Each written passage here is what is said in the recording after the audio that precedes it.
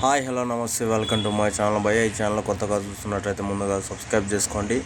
అలాగే నేను చెప్పే వీడియోని వస్తే మాత్రం అందరికీ షేర్ చేయండి భయ్య. అయితే ఈరోజు మన టాపిక్ వచ్చేసి మన డబుల్ ఇస్మార్ట్ శంకర్ నుంచి టీజర్ అయితే రిలీజ్ అయిపోయింది భయ్య. నిజానికి రామ్ గారిని ఇలా చూస్తుంటే రెండు కళ్ళు అయితే చాలట్లేదు. ఇంకో పక్క చాలామంది అంటే మనకు ఇస్మార్ట్ శంకరు డబుల్ ఇస్మార్ట్ శంకరు రెండు ఒకటేలా ఉన్నాయని చెప్పేసి కామెంట్లలో ఒక టైంలో చేసిన వాళ్ళందరికీ రాడ్ అయితే పూరి గారు అయితే బలంగా తిప్పేశారనే చెప్పాలి. నిజంగా టీజర్ మాత్రం ఒక రేంజ్లో ఉంది భయ్య.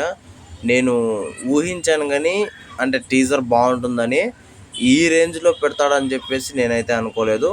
ఆ రేంజ్లో అయితే పెట్టాడు భయ్య. నిజంగా మామూలుగా లేదు భయ్య. ఇంకా చెప్పాలంటే అసలు ర్యాపర్ స్టార్కి కరెక్ట్ అయిన బర్త్డే స్పెషల్ అంటే నాకు తెలిసినంత వరకు ఇదే అని నాకైతే అనిపిస్తుంది భయ్య, పూరి గారి దగ్గర నుంచి. ఇంకా ఈ సినిమాలో కొన్ని క్యారెక్టర్లను అయితే చూపించారు భయ్య. అసలు మైండ్ అయితే దొబ్బేసింది నాకు.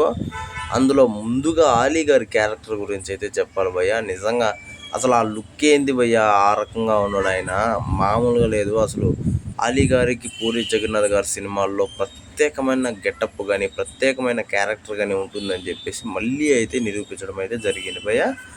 ఇంకా శివాజీ షిండే గారిది అయితే మామూలే.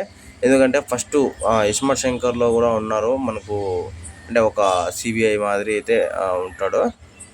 ఈ సినిమాలో ఈయన క్యారెక్టర్కి పెద్ద ఇంపార్టెంట్ ఉంటుందని చెప్పేసి నేనైతే అనుకుంటున్నాను భయ్య. ఇంకోటి వచ్చేసి ఈయన క్యారెక్టర్తో చాలా వరకు సినిమాని ముందుకైతే తీసుకుపోతారని చెప్పేసి కూడా నాకైతే అనిపిస్తుంది భయ్య.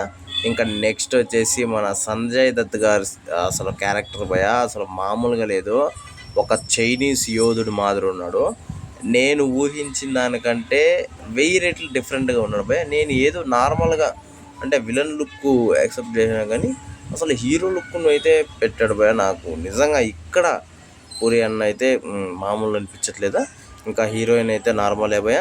ఇంకా టీజర్ విషయానికి వస్తే మాత్రం ఒక్కటి కాదు, నిజంగా ఏ మాత్రం సినిమాలో ఉన్న స్టోరీ అయితే అర్థం కాకుండా అయితే పెట్టాడు భయ్య.